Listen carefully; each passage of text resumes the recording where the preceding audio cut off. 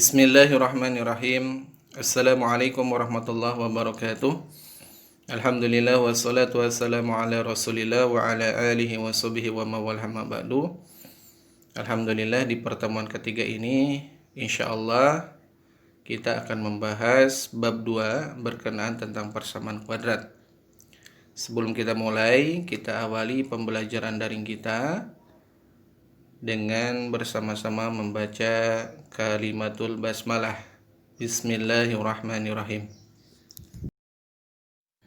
Taib, di pertemuan ini kita akan membahas berkenaan tentang rumus ABC dan karakteristik akar-akar persamaan kuadrat.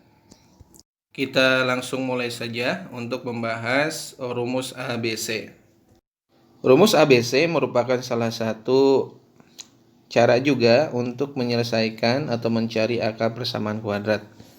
Rumus ABC yakni X sama dengan negatif B plus minus akar dalam kurung B kuadrat dikurangi 4AC kurung tutup dibagi 2A. Ini adalah rumus ABC. Nah, rumus ABC bisa kita gunakan ya, yang mana persamaannya itu harus dinyatakan dalam bentuk umum ya, harus dalam bentuk umum, yaitu AX kuadrat ditambah BX ditambah C sama dengan 0. Nah, baru kita terlihat ini A, ini B, ini C. Nah, ketika bentuk umumnya seperti ini persamaan kuadratnya, maka bisa menggunakan rumus ABC seperti ini. Untuk lebih jelasnya bagaimana cara menggunakan rumus ABC ini, kita akan coba mengerjakan contoh soal. Di sini ada pertanyaan, tentukan penyelesaian dari persamaan P kuadrat dikurangi 16P ditambah 15 sama dengan 0 dengan menggunakan rumus ABC. Jadi langsung kita bahas dengan menggunakan rumus ABC. Tadi soalnya adalah P kuadrat dikurangi 16P ya ditambah 15 sama dengan 0. Sebelum kita masuk kepada rumus ABC, kita analisis dulu ya. A-nya itu berapa? A-nya adalah di sini 1 ya. Kemudian B-nya sama dengan, perhatikan ini B-nya negatif 16 ya. Perhatikan ada tanda. Nah, dikurangi berarti negatif 16. Kemudian C-nya lihat positif 15. Nah, ini kita setelah seperti ini ya, baru kita masukkan ke rumus ABC. Rumus ABC-nya ingat X sama dengan min B plus minus ya, akar dalam kurung B kuadrat dikurangi 4AC ya, kemudian dibagi 2A. Ini rumusnya, nanti kita masukkan. Baik, ingat-ingat ya. Selanjutnya kita mulai masukkan ya. Karena variabelnya P, maka P sama dengan min B. Min B berarti min B-nya adalah negatif 16. Kita tulis seperti ini. Kemudian plus minus akar ya. Akar B dikuadratkan berarti dalam kurung, karena B-nya negatif 16, negatif 16 ya, kurung tutup. Nah, negatif 16 dipangkatkan 2 dikurangi 4AC. 4 A-nya tadi berapa? Dikali 1 ya, A-nya 1 dikali C-nya berapa? 15. Berarti dikali 15 dibagi 2A, A-nya adalah 1, jadi 2 kali 1. Nah, kalau udah seperti ini, maka kita uraikan kembali. P sama dengan, ini yang ini, negatif kali negatif positif, berarti positif 16 plus minus akar. Nah, di sini negatif 16 dikuadratkan, berarti negatif 16 kali negatif 16 berapa? 256. Oke. Kemudian perhatikan negatif 4 kali 1, negatif 4 kali 15 berarti negatif 60. Oke. Dibagi 2 kali 1 berarti 2. Nah, kalau sudah seperti ini, maka lanjut ya. P sama dengan 16 plus minus akar 256 dikurangi 60 berarti akar 196 dibagi 2. Nah, kita lanjutkan. Ustaz tulis ulang. P sama dengan 16 plus minus akar berapa tadi? 196 ya, dibagi 2. Nah, selanjutnya kita uraikan lagi. Berarti P sama dengan 16 plus minus akar 196. Yang belakangnya 6. Oh iya, berarti 14 ya.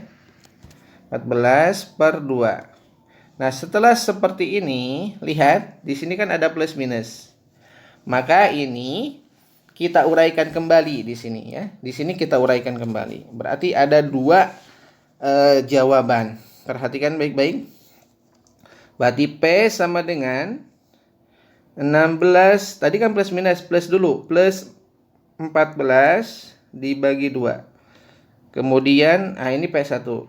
Kemudian yang P2-nya ya sama dengan 16 plus minus, plusnya udah, ini tinggal dikurangi ya, minusnya dikurangi 14 dibagi 2. Nah, selanjutnya kita kerjakan satu-satu. P1 dulu ya. Berarti 16 tambah 14 30 dibagi 2. Berarti P1-nya adalah 15. Selanjutnya P2-nya adalah 16 kurangi 14 berarti 2 dibagi 2 berarti P2-nya sama dengan 1. Dengan demikian ya, maka bisa disimpulkan penyelesaiannya adalah P1-nya sama dengan 15 dan P2-nya sama dengan 1. Selesai. Selanjutnya kita bahas poin yang ke-6 berkenaan tentang karakteristik akar-akar persamaan kuadrat. Ada 2 hal yang akan kita bahas. Yang pertama berkaitan tentang diskriminan, yang kedua berkaitan tentang sifat-sifat akar persamaan kuadrat. Kita bahas berkaitan tentang diskriminan terlebih dahulu. Diskriminan secara sederhana berfungsi untuk mengetahui apakah suatu persamaan kuadrat memiliki akar atau tidak. Nah, diskriminan ya dari persamaan AX kuadrat ditambah BX ditambah C sama dengan 0 itu dapat dinyatakan dengan rumus D sama dengan B kuadrat dikurangi 4AC. Nah, rumus ini ya, B kuadrat dikurangi 4AC itu kalau kita perhatikan ada di rumus ABC ya, yang akar. Tapi untuk menentukan diskriminan tanpa akar, B kuadrat dikurangi 4AC. Nah, dari diskriminan ini ada 3 kesimpulan yang akan kita dapatkan. Yang pertama, jika ini yang pertama ya, diskriminannya lebih besar dari 0, maka ya dia memiliki 2 akar yang berbeda. Jadi kalau misalkan diskriminannya lebih besar dari 0, maka kesimpulannya memiliki 2 akar yang berbeda. Yang kedua, jika diskriminannya sama dengan 0, maka memiliki 2 akar tapi yang sama. Jadi X1 dan X2-nya itu sama. X1-nya misalkan 8, X2-nya juga 8. Ya. Kalau antum mengikuti pembelajaran Ustadz, maka ketemu tuh yang X1 dan X2-nya sama ya. Dicontoh menggunakan pemfaktoran gitu ya. Kemudian yang terakhir, yang ketiga, kesimpulannya adalah jika diskriminannya kurang dari 0 ya, maka tidak memiliki akar penyelesaian. Jadi kalau diskriminannya kurang dari 0, ini bisa dipastikan tidak memiliki akar penyelesaian. Jadi tidak ada jawabannya gitu ya, karena tidak memiliki akar penyelesaian. Untuk lebih jelasnya, Ustadz akan memberikan contoh soal. Di sini ada pertanyaan, tentukan nilai diskriminan dan jenis akar pada persamaan-persamaan berikut. Soal yang pertama, x kuadrat dikurangi 8x ditambah 7 sama dengan 0. Soal yang kedua, x kuadrat dikurangi 8x ditambah 16 sama dengan 0. Dan soal yang ketiga, x kuadrat dikurangi 2x ditambah 5 sama dengan 0. Kita coba bahas nomor 1 terlebih dahulu, yaitu x kuadrat dikurangi 8x ditambah 7 sama dengan 0. Berarti kita dapatkan A-nya sama dengan 1, B-nya sama dengan negatif 8, dan C-nya sama dengan 7. Kemudian rumus diskriminannya sama dengan B kuadrat dikurangi 4AC. Nah, selanjutnya adalah kita masukkan angka-angka tadi, berarti B kuadrat berarti negatif 8 dikuadratkan. Kemudian dikurangi 4AC berarti 4 dikali A-nya 1 dikali C-nya 7. Oke. Kemudian negatif 8 dikuadratkan berarti jadi positif 64. Kemudian negatif 4 kali 1, negatif 4 kali 7, negatif 28. Sehingga 64 dikurangi 28 adalah 36. Nah, di sini diskriminannya sama dengan 36. Artinya diskriminannya lebih besar dari 0. Sehingga ya memiliki dua akar yang berbeda. Selesai. Soal nomor 2, x kuadrat dikurangi 8x ditambah 16 sama dengan 0. Ini kalau kita uraikan A-nya sama dengan 1, B-nya sama dengan ini negatif 8, dan C-nya sama dengan 16. Diskriminan rumusnya adalah B kuadrat dikurangi 4AC. Nah, angka-angka ini kita masukkan ke rumus. Oke. Selanjutnya berarti D sama dengan B kuadrat berarti negatif 8 dikuadratkan dikurangi 4, A-nya 1, C-nya 16. Berarti sama dengan negatif 8 dikuadratkan berarti 64 dikurangi ya. Negatif 4 kali 1 negatif 4 dikali 16 negatif 64. 64 dikurangi 64 sama dengan 0. Berarti diskriminannya sama dengan 0. Artinya jika diskriminannya sama dengan 0, maka memiliki dua akar penyelesaian yang sama. Soal nomor 3, x kuadrat dikurangi 2x ditambah 5 sama dengan 0. Berarti A-nya sama dengan 1, B-nya sama dengan negatif 2, dan C-nya sama dengan 5, positif 5. Rumus diskriminan ya, biar ingat, maka usah ulang-ulang lagi. Diskriminan sama dengan B kuadrat dikurangi 4AC. Nah, angka-angka ini kita masukkan ke rumus diskriminan. Maka D sama dengan ya B kuadrat berarti negatif 2 dikuadratkan dikurangi 4AC berarti 4 kali 1 kali 5. Berarti negatif 2 dikuadratkan berapa? 4, positif 4 ya. Negatif 2 kali negatif 2. Kemudian negatif 4 kali 1 kali 5 berarti negatif 9. Berarti 4 kurangi 9 negatif 5. Berarti diskriminannya ya sama dengan negatif 5. Artinya jika diskriminannya kurang dari 0, karena negatif kan kurang dari 0, maka sudah dipastikan tidak memiliki akar penyelesaian. Tidak memiliki akar penyelesaian. Selanjutnya yang terakhir kita akan coba membahas berkenaan tentang sifat-sifat akar persamaan kuadrat. Tapi langsung saja kita akan coba membahas sifat-sifat akar persamaan kuadrat ya. Jika akar-akar dari persamaan AX kuadrat ditambah BX ditambah C sama dengan 0 adalah X1 ya dan X2 dan X2, maka akan berlaku sifat X1 tambah X2 itu sama dengan negatif B per A. Ini cara mudahnya ya. Kemudian kalau X1 dikali X2, maka sama dengan C per A. Nah, ini semua untuk memudahkan kita dalam mengoperasikan X1 tambah X2, kemudian X1 dikali X2, tanpa harus mengerjakan bersamaan kuadratnya dengan cara memfaktorkan atau dengan cara rumus ABC. Kalau pertanyaannya X1 tambah X2 atau X1 kali X2, kita cukup menggunakan sifat-sifat akar persamaan kuadrat saja. Untuk lebih jelasnya, kita lihat contoh soal. Pada persamaan X kuadrat ditambah 2X dikurangi 15 sama dengan 0, tentukan nilai akar-akar berikut. Soal pertama, X1 tambah X2. Soal kedua, X1 kali X2. Soal yang ketiga, 3X1 tambah 3X2. Soal yang keempat, 3X1 kali 4X2. Langsung saja kita bahas ya, satu soal tapi pertanyaannya beranak.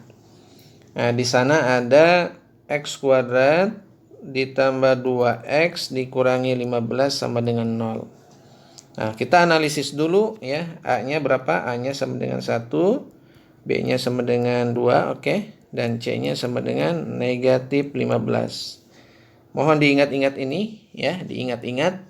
A-nya 1, B-nya 2, dan C-nya negatif 15. Kita lanjut ke soal pertanyaan. Yang pertama itu X1 tambah X2 gitu ya. Berarti sama dengan negatif B per A. Tadi negatif B-nya berapa? 2. A-nya 1. Berarti negatif 2 bagi 1 sama dengan negatif 2. Jadi X1 tambah X2 sama dengan negatif 2. Ingat-ingat ya, X1 tambah X2 sama dengan negatif 2. Lanjut soal nomor 2, X1 dikali X2 berarti sama dengan C per A. C-nya berapa? Negatif 15 per A-nya 1, berarti hasilnya negatif 15. Jadi X1 dikali X2 sama dengan negatif 15. Selanjutnya kita bahas soal yang ketiganya. 3X1 tambah 3X2 ya. Perhatikan baik-baik. Ini kita rubah dulu ke dalam faktorisasi hukum distributif ya, biar memudahkan. Berarti karena 3-nya sama, berarti 3-nya di luar. Sisanya karena X1 dan X2 berbeda, maka sisanya di dalam X1 tambah X2 ya. Coba kita perhatikan. 3 kali X1, 3X1, kemudian 3 kali X2, berarti positif 3X2, betul berarti ya. Berarti 3-nya kita tulis. X1 tambah X2 tadi berapa? Nah, tadi adalah ini perkaliannya. Berarti 3 dikali X1 tambah X2. Tadi jawabannya adalah negatif 2. Berarti sama dengan 3 dikali negatif 2 sama dengan negatif 6. Sehingga ya, 3X1 tambah 3X2 jawabannya adalah negatif 6. Selanjutnya soal yang terakhir yaitu 3X1 dikali 4X2. Nah, kalau perkalian bebas. Perhatikan kalau perkalian bebas. Berarti bisa jadi kayak gini dulu. 3 dikali 4. Kemudian dikali X1 dikali X2. Kan bebas perkalian. Nah, 3 kali 4 berapa? 12 dikali X1 kali X2 ini. Berapa tadi? X1 kali X2. Oke, negatif 15. Berarti 12 dikali negatif 15 itu sama dengan negatif 180. Sehingga 3X1 kali 4X2 sama dengan negatif 180. Alhamdulillah, dengan demikian berakhirlah pembelajaran kita secara daring ya. Karena hari Senin sudah mulai ujian praktek. Mudah-mudahan antum semuanya dimudahkan dalam menghadapi ujian PAS ini. Tapi ada beberapa hal yang akan Ustaz sampaikan. Yang pertama, silakan mencatat materi pembelajaran yang sudah Ustaz sampaikan. Kemudian untuk latihan soal Ustaz menggunakan Google Form. Dan yang ketiga, batas PAS Matematika kelas 9 adalah materi yang sudah Ustaz sampaikan baik di KBM offline ataupun online secara daring. Nah, sebelumnya Saya ucapkan jazakumullah khairan kepada antum yang sudah berupaya untuk memahami, mendalami, untuk belajar. Mudah-mudahan ilmunya bermanfaat. Kemudian Ustaz juga mohon maaf barangkali ada tutur kata yang kurang berkenan atau sesuatu yang menurut antum kurang pas, mohon untuk dimaafkan ya. Kita akhiri pembelajaran kita kali ini dengan membaca kalimatul hamdalah, alhamdulillahirabbil alamin. Subhanakallahumma wa bihamdika asyhadu an la ilaha illa anta astaghfiruka wa atubu ilaik. Al-afu minkum. Assalamualaikum warahmatullahi wabarakatuh.